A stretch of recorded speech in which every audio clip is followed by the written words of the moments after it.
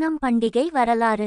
அசுரர்களிலேயே மக்கள் மிகவும் நேசிக்கக்கூடிய, வளமாக, திறமையாக ஆட்சி செய்து வந்த மகாபலி சக்கரவர்த்தி ஒவ்வொரு ஆண்டும் மக்களை வந்து பார்த்து வளமோடு செழிப்பாக வாழ்கிறார்களா என பார்த்து செல்வதாக கொண்டாடப்பட்டு வரும் நிகழ்வு தான் ஓணம் பண்டிகை. மலையாள சிங்கம் மாதத்தில் அஸ்தம் நட்சத்திரத்திலிருந்து திருவோணம் நட்சத்திரம் வரை 10 நாட்கள் வரை கோலாகலமாக கொண்டாடப்படும் பண்டிகை தான் ஓணம் பண்டிகை.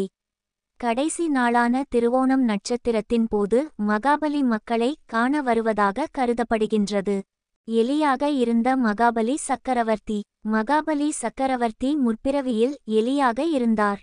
அப்போது சிவன் கோயிலில் திரிந்து கொண்டிருந்த பொழுது அங்கு சிவபெருமானுக்கு அருகில் ஏற்றி வைக்கப்பட்டிருந்த ஒரு விளக்கு அணையும் நிலையில் இருந்தது. அந்த விளக்கின் திரியின் மீது எலியின் வால் தற்செயலாக பட்டு தூண்டப்பட்டு மீண்டும் சுடர்விட்டு பிரகாசமாக எரிந்தது. தன்னையும் அறியாமல் நற்காரியம் செய்ததால் அந்த எலிக்கு அடுத்த பிறவில் சிறந்த மன்னராக மகாபலி சக்கரவர்த்தியாக படைத்தார். மகாபலி சக்கரவர்த்தி பெருமைகள். புராண கதைகளின் கூற்றுப்படி கேரளாவை மகாபலி சக்கரவர்த்தி ஆண்டு வந்ததாகவும் அவர் மக்களை மிகவும் அரவணைப்புடன் கவனித்து கொண்டதாகவும் அவரின் ஆட்சியின் கீழ் நாடு செழிப்பாகவும் மக்கள் மிகவும் மகிழ்ச்சியாகவும் இருந்தனர்.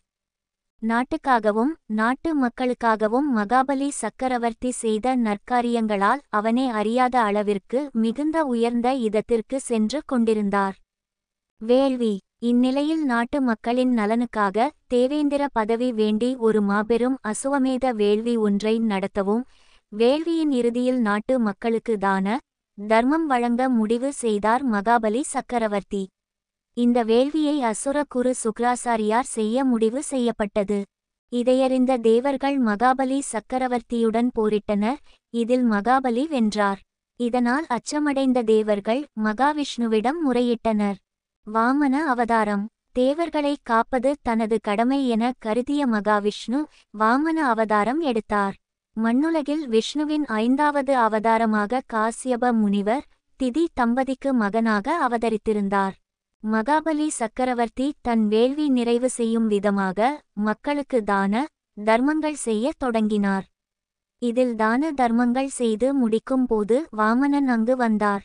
வாமனனை பார்த்ததும் மகாபலி தாமதமாக வந்துவிட்டீர்களே, இப்போது தான் தானம் கொடுப்பதை நிறைவு செய்தேன் என்றார். அதற்கு வாமனனோ, நானோ 3 அடி உயரம் கொண்ட சிறுவன். நான் பெரிதாக எதையும் கேட்க மாட்டேன். என் உயரத்தைப் போலவே 3 அடி நிலம் மட்டும் கொடுத்தால் போதும் என்றார். அப்போது அசுர குரு சுக்ராசாரியார், இவர் விஷ்ணுவின் அவதாரமாக தோன்றுகிறது. அவருக்கு தானம் அளிப்பதற்கு முன் சற்று யோசியுங்கள் என்றார். ஆனால் மகாபலி சக்கரவர்த்தியோ, மகாவிஷ்ணுவோ என்னிடம் தானம் பெற வந்துள்ளார் என்றால் எந்த அளவிற்கு நான் சிறந்தவன், நான் தானம் கொடுத்தே தீருவேன் என்றார்.